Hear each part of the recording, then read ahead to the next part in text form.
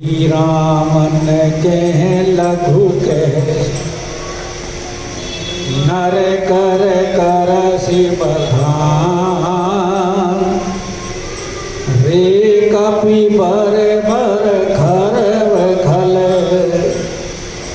अब जाना तब ज्ञान सियापति जय जय राम जय प्रभु जय जय राम करो कल्याण राजा। परम आदरणीय समुपस्थित मानस प्रेमियों, भगवत चरणारविंद अनुरागियों, लंका कांड के अंतर्गत आप अंगद रावण संवाद श्रवण कर रहे हैं।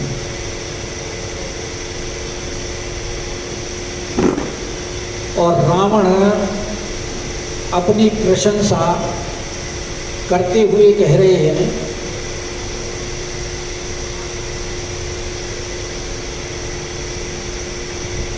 कि ते ही रावण कह लघु कह नर कर कर शिव खां, यानी ऐसे बलशाली रावण को तू छोटा कह रहा है।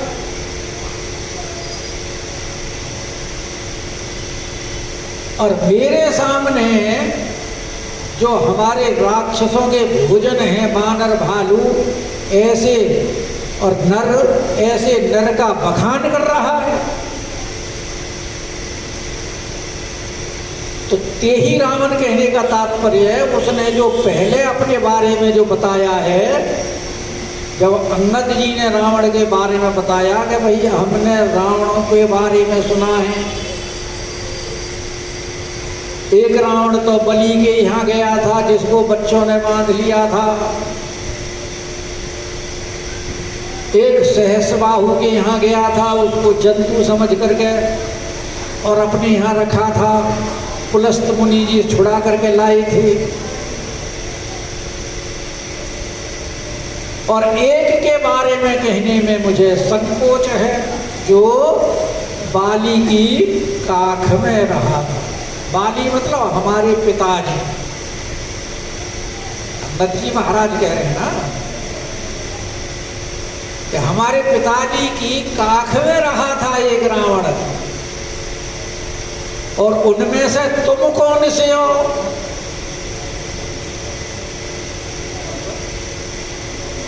अरे वाह,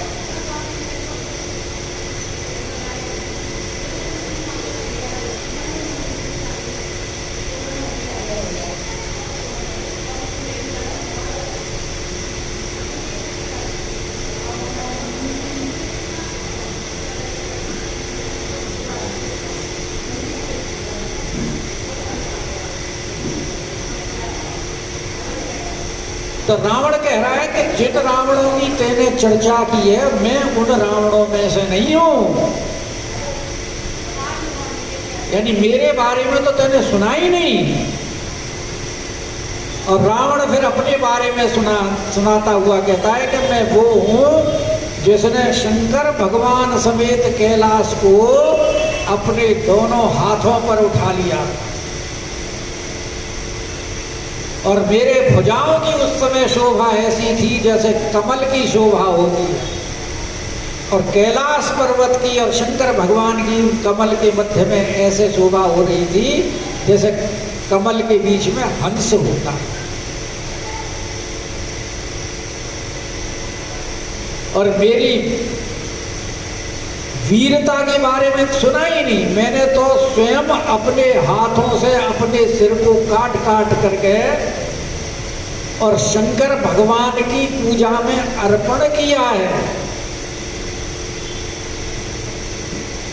मेरी भुजाओं के बल को देवता जानते हैं, जो निसी ना नींद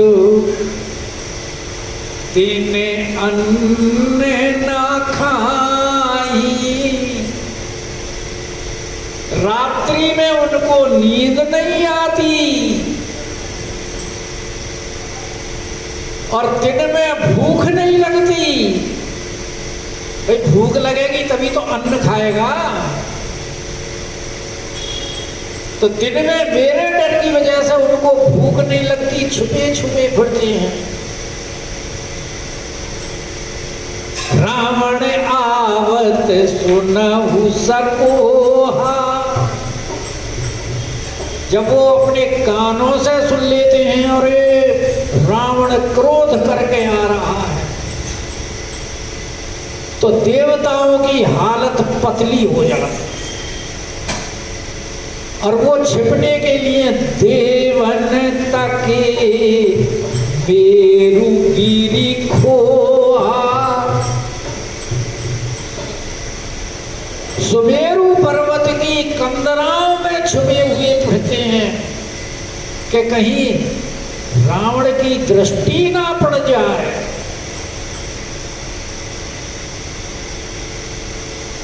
और जो दिशाओं के जो दिग्गज हैं हाथी,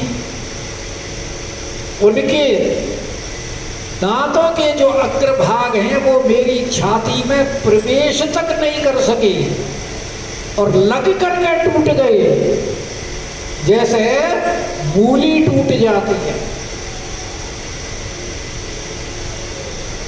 और जासु चलत डोलत इमी धरनी, जब मैं चलता हूं तो पृथ्वी ऐसे कंपायमान हो जाती है। चढ़त मात गज चिमी लघु तरनी, लघु तरनी यानी छोटी नौका के ऊपर कोई मतवाला हाथी चढ़ा दिया जाए, पर मतवाला हाथी तो स्थिर रहता नहीं,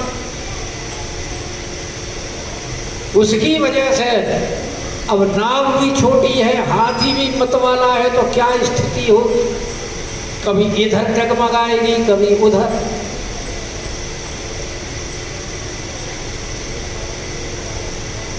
बालकांड में भी आया ना कि चलत दसानन डोलत आवनी, रावण जब चलता था तो उसके चलने से पृथ्वी कांपती थी।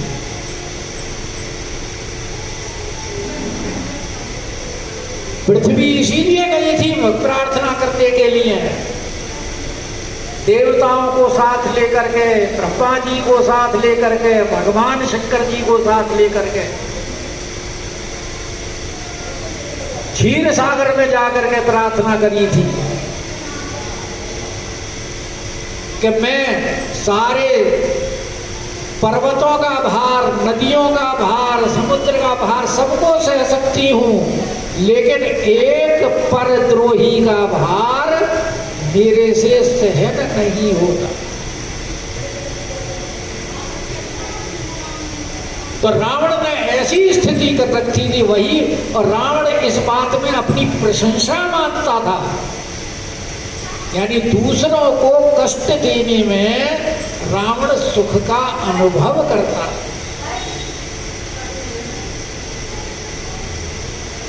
जबकि जीवन की सार्थकता किसमें है? दूसरों को सुख देने में।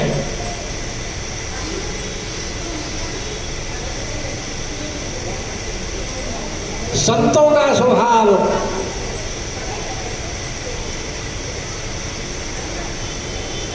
हमेशा दूसरों के कल्याण के ही लिए होता है। वो स्वयं कष्ट पा लेते हैं लेकिन दूसरे को सुख देते हैं, और दुष्ट होते हैं उनको दूसरे में को दुख देने में ही सुख का अनुभव होता है।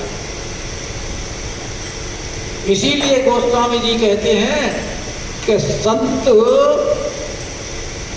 कभी हमारे से अलग ना हो, क्योंकि हमारे कल्याण की भावना करते रहते हैं, और दुष्टों से कभी हमारी मुलाकात ना हो, क्योंकि दुष्टों के मिलने में तो दुख ही है कि मिलत एक दारुण दुख दे, छोटा मोटा दुख नहीं, दारुण दुख। दारुण शब्द का बंगाली बहुत प्रयोग करते हैं, दारुण, भीषण, ऐसे शब्दों का प्रयोग करते हैं। और बिछुरत एक प्राण हर ले। संत लोगों से जब बिछो होता है तो ऐसा प्रतीत होता है जैसे प्राण निकल रहे। तो रावण अपने आप को दूसरों के दुख देने में ही सुख अनुभव करता था। इसलिए कह रहे हैं कि सोई रावण जग विदित प्रतापी। अरे जगत प्रतापी रावण वही विख्यात रावण मैं ही हूं। क्या तूने कभी सुना नहीं? सुने ही न श्रवण। जो तू यहां आकर के व्यर्थ बकवाद कर रहा है, तूने वो ऐसे प्रतापी रावण के बारे में नहीं सुना? पता नहीं किस किस रावण का नाम ले दिया। अरे उनमें नहीं हूं मैं, तो ये रावण हूं। और ऐसे रावण को तेही रावण कह लघु के, उसको तू छोटा कहता है, जिससे सारे थर थर कांपते हैं, कंपायमान होते हैं। और एक तुच्छ नर की मेरे सामने बड़ाई करता है। नर कर करसी बखान, एक मनुष्य की बड़ाई कर रहा है। रे कपि बर बर खर खल। बताओ कितने अपशब्द बोल दिए अंगद जी महाराज। पहले तो कपि कह करके संबोधन किया, फिर बर्बर कह रहा है उसको, खर्ब कह रहा है, खल कह रहा है, दुष्ट असभ्य और तुच्छ वानर कह रहा है। बोला मैं समझ गया कि तू कितना बड़ा ज्ञानी है। तेरे ज्ञान की थाह मैंने पाली कि इतना पराक्रमी रावण के बारे में तेने सुना नहीं। और जिनके वाचे जो पिता के द्वारा घर से निकाल दिया हो गया हो, वन वन फिर धर धर भटक रहा हो, ऐसे तुच्छ मानर नर की तू मेरे सामने प्रशंसा करता है। अंगद जी महाराज को गुस्सा। स्वामी के बारे में ऐसी बात। और फिर वो तो महिमा जानता है राघवेंद्र सरकार की कि ये स्वामी नहीं है, ये तो त्रिलोकीनाथ हैं।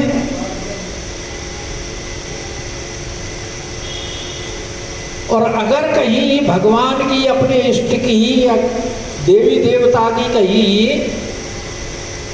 अवमानना होती हो, कोई अवमानना करता हो, अगर सामर्थ्य है तो उसकी जीभ खींच लीजिए।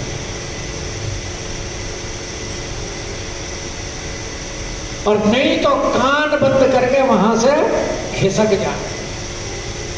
लेकिन अंगद तो सामर्थ्यशाली थे, इसलिए अंगद जी क्रोध करके बोले, सुनी अंगद सकोप के बानी, अरे बोलू संभारी अधम अभिमानी।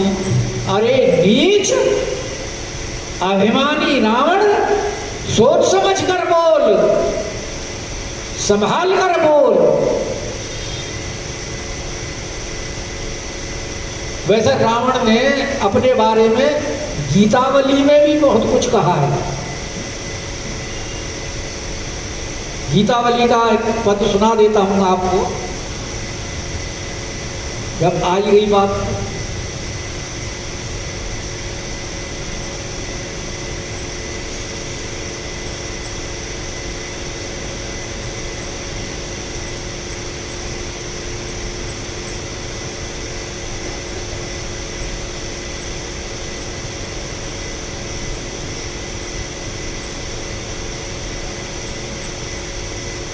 रावण कहता है गीतावली में अंगद जी से करते मेरो मरम कछु नहीं पायो।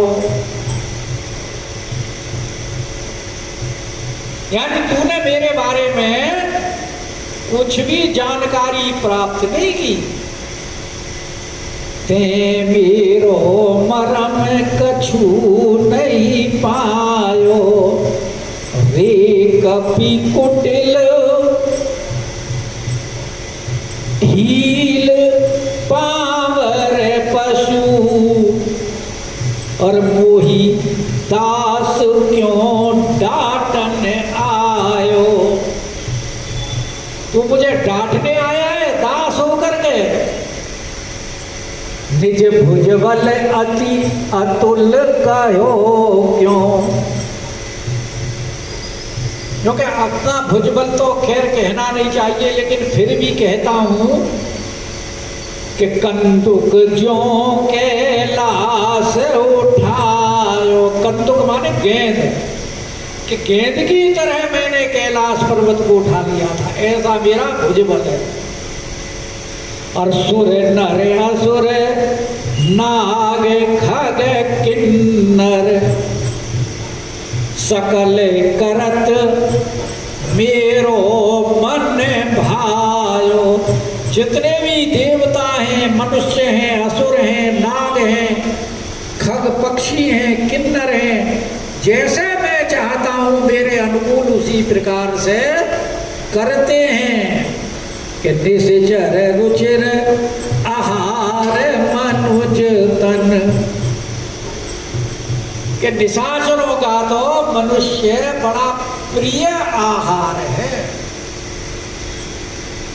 निश्चर रुचिर आहार मनुष्य तन, और ताको जस खल मोही सुना।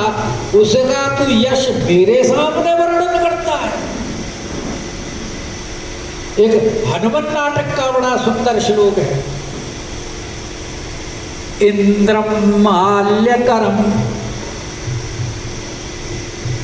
इंद्र मेरे यहां माली का काम करता है। सहस्र किरणम द्वारी, सूर्य मेरे यहां द्वार पर ड्योढ़ीमान है।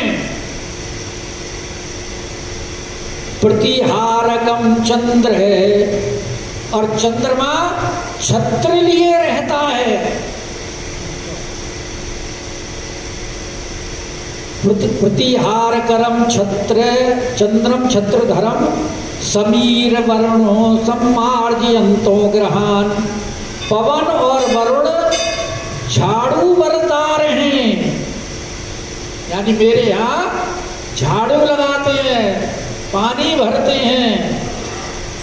और पाचक के परिनिष्ठितम हुतवहम किम्मत ग्रहे, और अग्नि रसोईया है, क्या मुझे देख नहीं पड़ता। नेक्षसे रक्षो भक्ष्य मनुष्य मात्र मुषम तम राघवम स्तोषि किम, कि राक्षसों के भोजन मनुष्य राघव की तू क्या स्तुति करता है। मैं भी रावण के इसमें रावण में अपनी प्रशंसा की, तो इसलिए अंगद जी को क्रोध आ गया। सुनी अंगद सकोप के पानी, बोली संभारी अधम अभिमानी। क्योंकि अंगद जी महाराज जानते हैं कि हरिहर निंदा सुनहि जे काना, और हो ही पाप को घात समाना। इसलिए कह रहे हैं अंगद जी कि बोलू संभारी अधम अभिमान, संभाल कर बोल। अरे तुझे पता नहीं है कि सहस बाहुभुज कहने अपारा। सहस्र बाहु कार्तवीर्य अर्जुन, जिसके 1000 भुजाएं थी,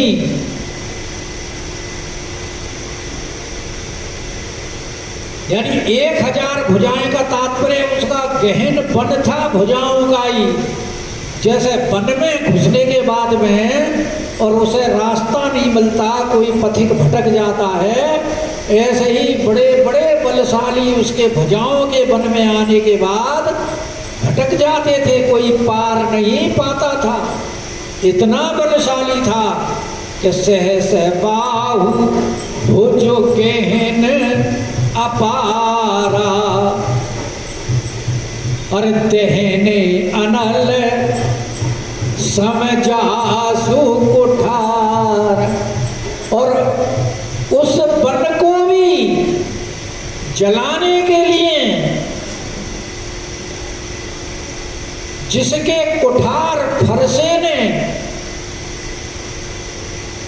जैसे अग्नि वन को जला देती है, तो सहस बाहु की भुजाओं की उपमा वन के साथ दी है।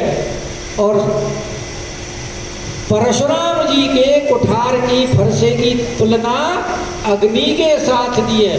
यानी जैसे अग्नि वन को जला देती है, ऐसे ही फरसे से जिसने सहस बाहु के भुजाओं रूपी वन को जला दिया अपने फरसे की अग्नि से। कि जासु परसु सागर खर धारा, वहां फरसे की अग्नि की से उपमा दी है और यहाँ फरसे की समुद्र से उपमा दी है।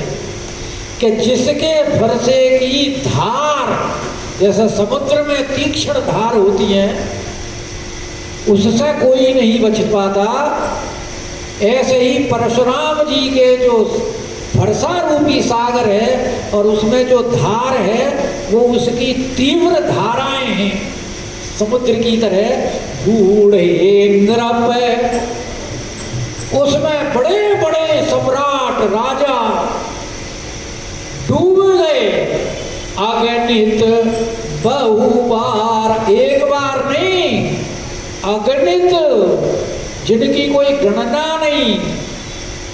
कहते हैं ना कि परशुराम जी ने पृथ्वी को 21 बार क्षत्रियों से रहित कर दिया था।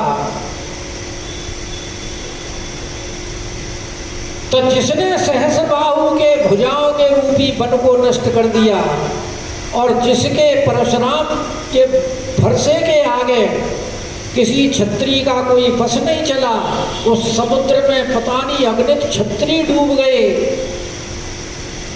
और तासु गर्व जेहि देखत भा, लेकिन उस परशुराम जा का भी गर्व जिनके सामने आते ही और भाग गया, यानी चला गया। परशुराम जी जब राम जी के आए हैं तो कितने गर्व में आए थे।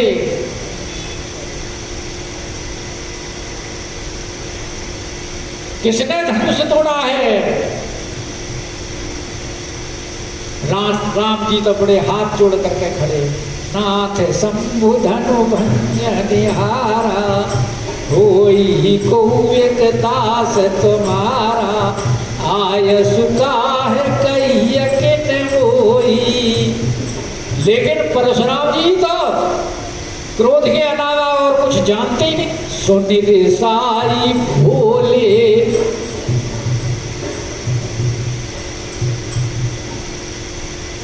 वो तो परशुराम, तो ऐसे परशुराम जी का भी जो गर्व है, वहां दूतों ने जाकर के, जनकपुर के दूतों ने महाराज दशरथ से जाकर के बताया कि महाराज परशुराम जी आए बड़े अहंकार में, लेकिन राम जी के आते ही, राम जी के सामने पड़ते ही वो भी उनकी स्तुति करके चले गए।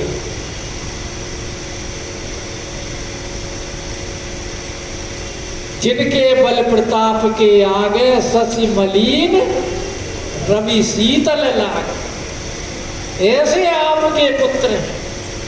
वही ये बता रहे हैं अंगद जी कि तासु गर्व जेहि देखत भागा, अरे सो नर क्यों 10 शीस अभा ऐसा मनुष्य, ऐसे को तो मनुष्य कहता है? 10 सिर वाले, एक सिर वाला भी समझ जाए तेरे तो 10 सिर हैं, 10 सिरों में भी तेरे बुद्धि नहीं है, अभागा है, निर्भाग है, भाग्यहीन है। भाई एक सिर वाला तो कहे भाई मेरा भाग्य नहीं, तेरे तो 10 के 10 सिर भाग्यहीन है, निर्भाग है। कि राम मनोज कसरे 60 पंगा। अरे मूर्ख उद्दंड, रामचंद्र जी क्या मनुष्य हैं जिनका ऐसा प्रताप? क्योंकि तू तो 4थे नंबर पर आता है। अरे भाई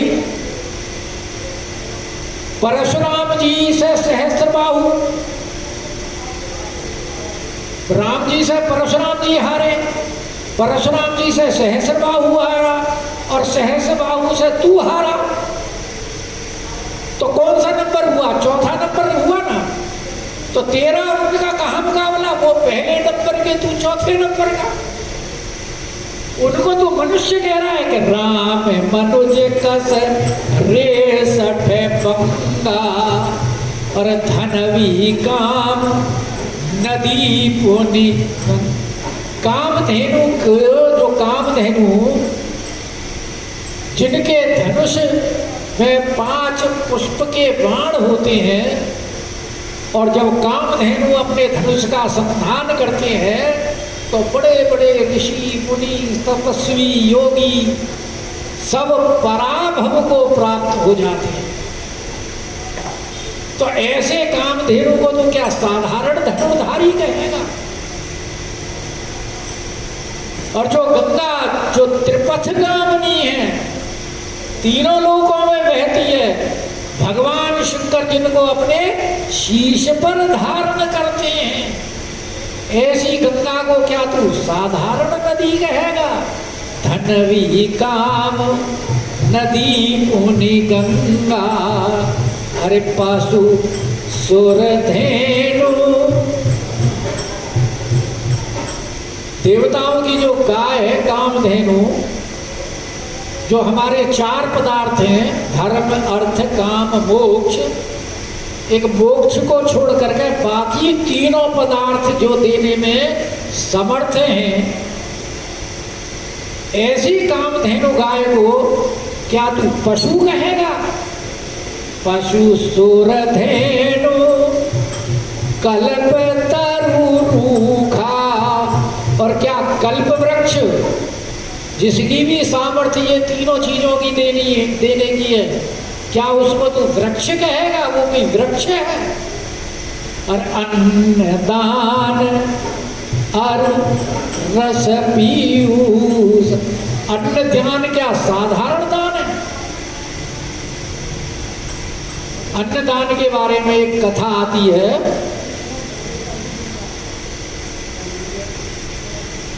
कि वो एक राजा थे, नाम उनका मैं भूल गया। उन्होंने जीवन में बहुत सारे दान किए, गाय दान की,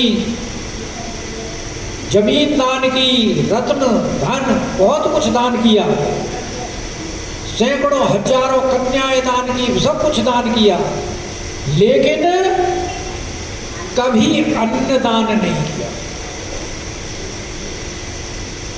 तो जब वो मरने के बाद में ऊपर गए तो वहां उनको भोजन नहीं मिलता था,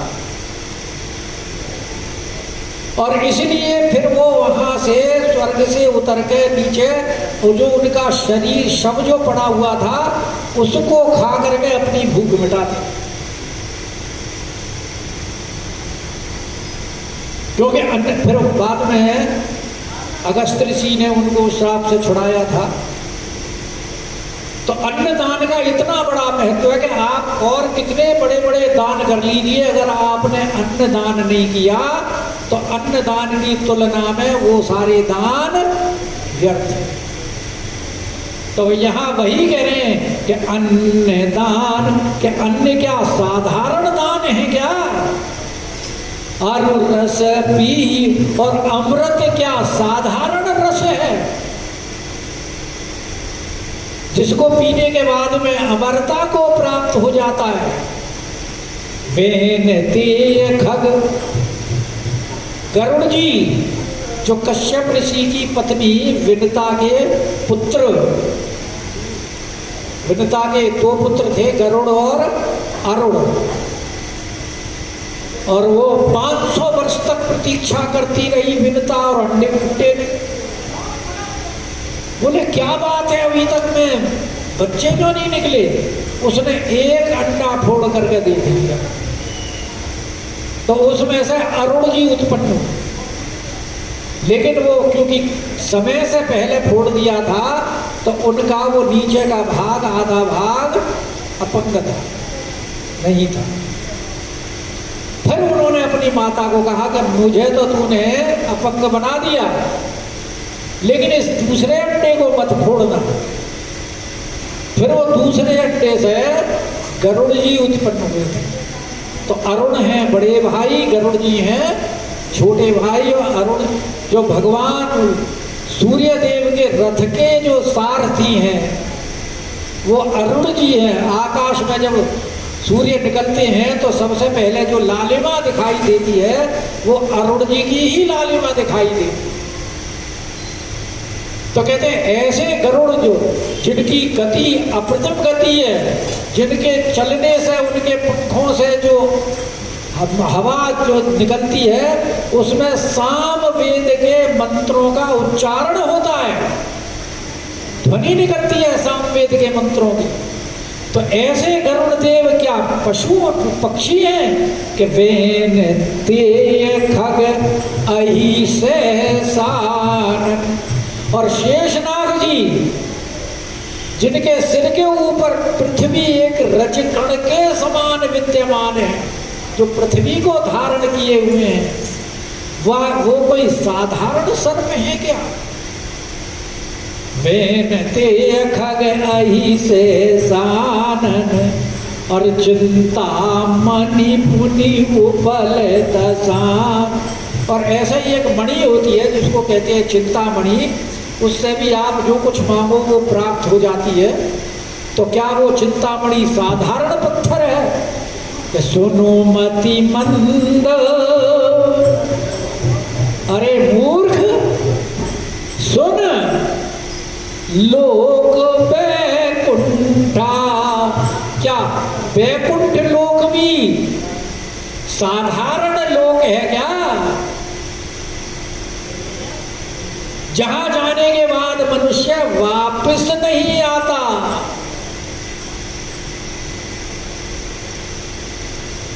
ये न गत्वा न निवर्तन्ते, भगवान उसके बारे में कहते हैं गीता में, तद्धाम परमम मम, जहां जाने के बाद में वापस नहीं आता वो मेरा परम धाम।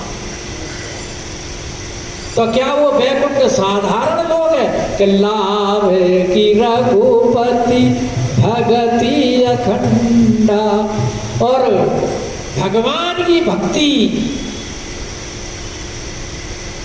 अखंड लाभ को देने वाली, क्या वो साधारण लाभ है क्या?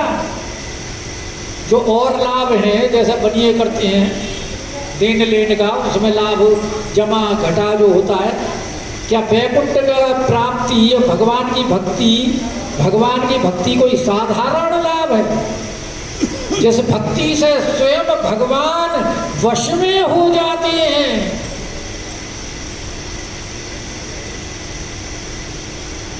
मैं भगतन को दास भगत मेरे मुकुट मणि। भगवान स्वयं कहते हैं कि मैं तो भक्तों का अहम भक्त पराधीन, यानी जो भक्त हैं भगवान के अनन्य भक्त, उनके लिए भगवान कहते हैं कि मैं उनका दास हूं। अब वो जो ब्रज का जो रसिया मैं सुनाता हूँ, आज समय नहीं है, फिर किसी दिन सुनाऊंगा क्योंकि समय हो गया। कि सेन सहित तव मान मथि और पन उजारी पुर जा, ये हनुमान जी के बारे में कह रहे हैं। अरे कसरे सठ हनुमान कपि गया जो तव सुत मार सियापति राम जय जय राम।